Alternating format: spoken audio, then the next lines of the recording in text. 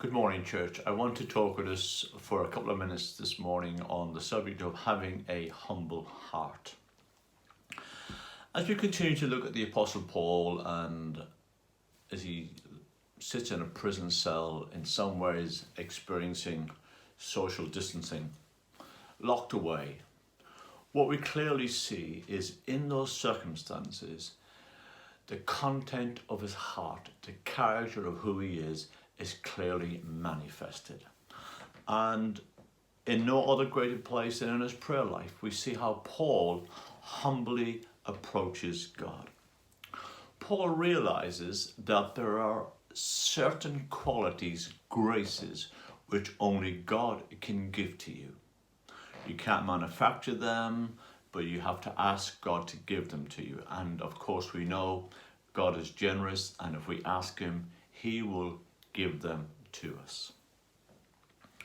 Paul asked the Father, not for himself, but for these other people, that God would give them the spirit of wisdom and revelation, that they would know him better.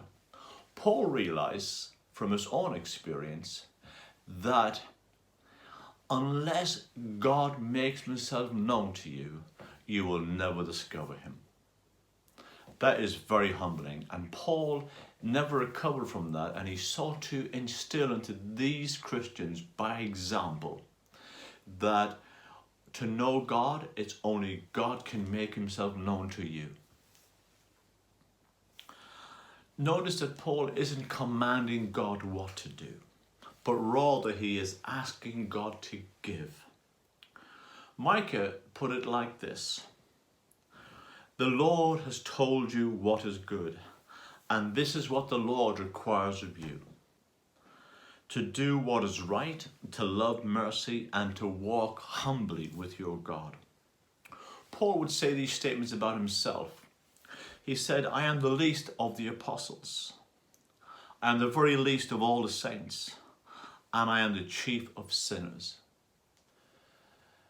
Today I want to encourage you, be a humble person and seek to bless and minister to others by the grace of God.